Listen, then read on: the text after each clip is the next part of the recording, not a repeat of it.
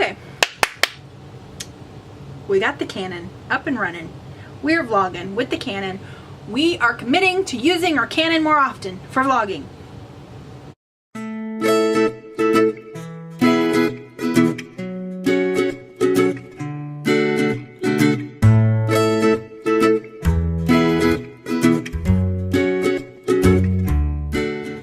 People tell me all the time, you have the craziest stuff happen to you. Your life is like a sitcom. It really is. It really is like a sitcom. I sometimes think we should have hidden cameras up in the corners of rooms just to like videotape the shenanigans that happen in this family. A couple of people have come to me and said, you should tell the story about this or the story about that, or remember that time that this happened? You should tell that story. You should vlog these stories. We're going to do just that. And today, I'm going to tell you the story of my wedding day. It had all the right ingredients to be a potential disaster. Think about your wedding day if you're married. If you're not married, maybe think about getting married. Think about what you want your wedding day to be. It's probably going to be the happiest day of your life when you stand up in front of your friends and your family and you're joined together forever with your partner who you love so much by a man of God. Unless that man of God would rather be fishing. Like, literally, our pastor went fishing on the weekend we were supposed to get married. We didn't even find out until the Friday that was the rehearsal. Called the secretary of the church because I'm like, the church is locked. Somebody needs to let us in because we are here to rehearse for our wedding. And she's like, sorry honey, but Pastor went out of town on a fishing trip and I can't even get in touch with him. He's like that far out of range. So of course I start freaking out and I start crying. She sends somebody over to unlock the church. She explains to me on the phone. Look, we can get the church unlocked, call this man to lock it back up, and the next day, if you find somebody who's willing to perform the ceremony, you can have the church. How are you gonna find a pastor in less than 24 hours notice? Somehow everything got organized. We lined up. We went through a potential ceremony. The music got organized. Timeline of the ceremony was in place, and I was freaking out.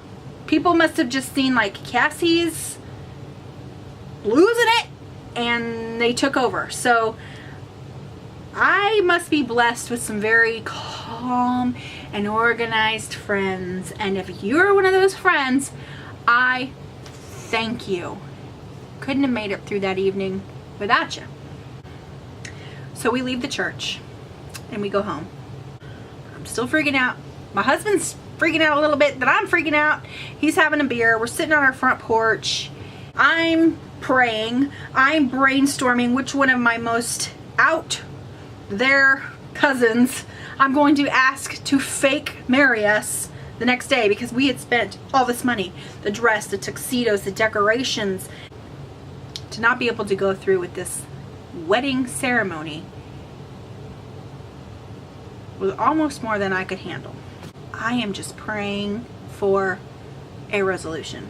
Into the driveway comes my friend Heather.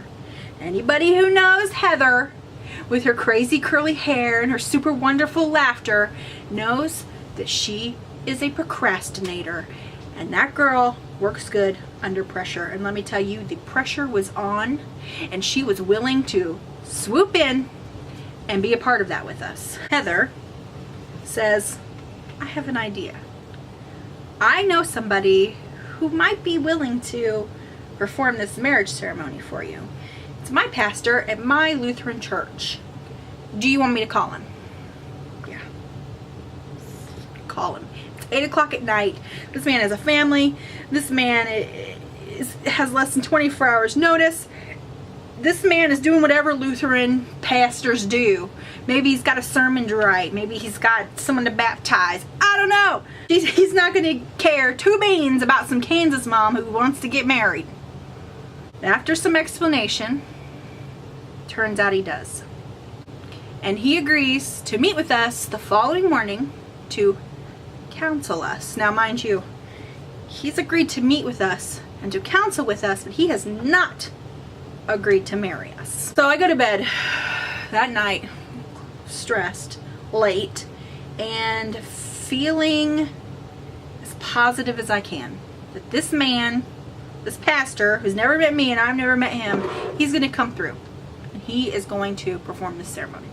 The next day we get up, we go to the reception hall to decorate. Friends are there, family's there. I don't even remember asking them to be there. They were just there. That is like how amazing my friends were. I've never felt more loved before in my life than I did on that weekend by my friends. And my friends are always wonderful and loving, but they were like really there for me when I needed them. And we leave the reception hall, half decorated, half set up, and go meet with this pastor.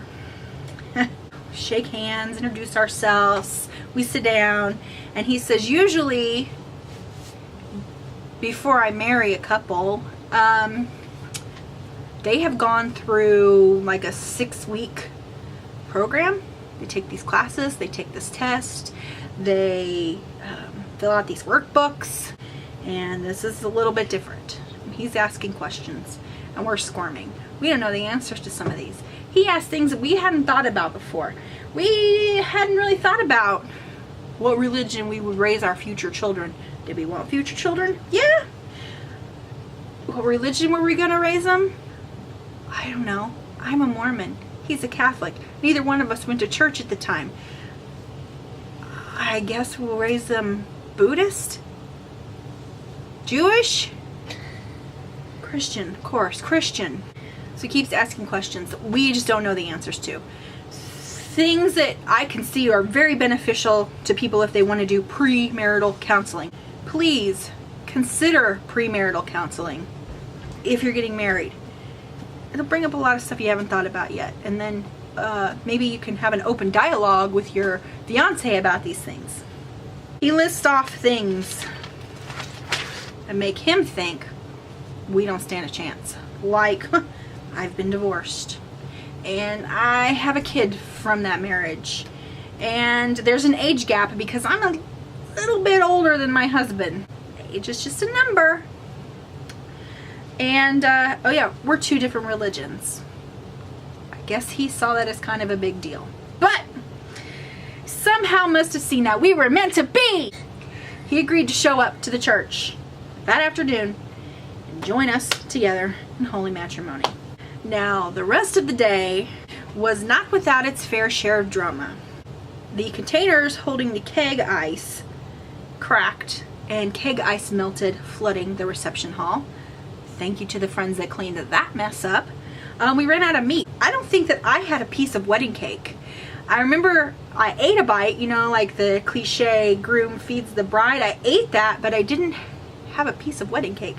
And there were some dress code choices of some guests that still leave me a little bit like, what?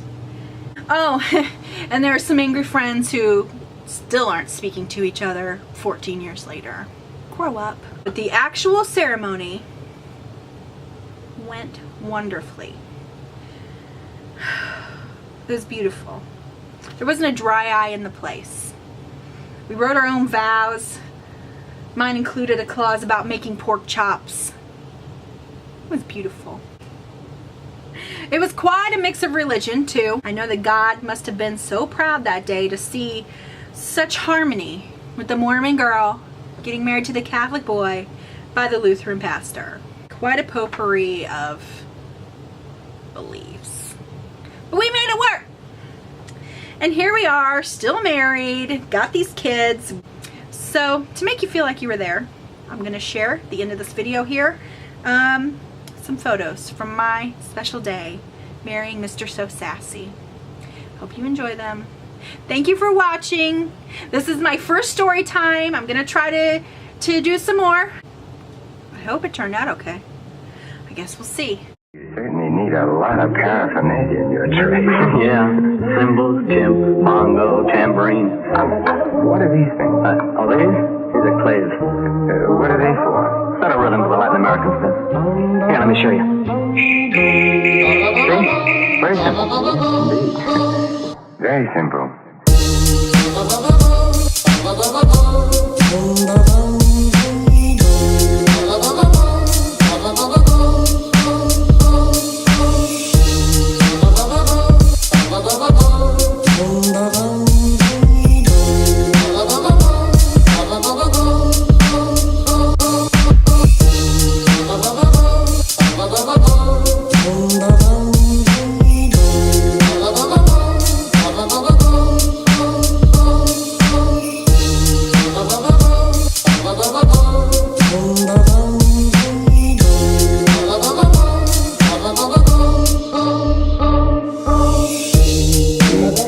The ends of the guitar strings with the claves used for Latin American rhythm. And then he approached his victims from the rear, looped the wire. Okay. Is this thing even on? Oh my gosh. Okay. Okay. First, am I crooked? I'm crooked. Okay. Hi. Sorry, I made notes. Alright. Here I am. This is me. How's the light? How's my hair look? Scooch back just a little. Okay.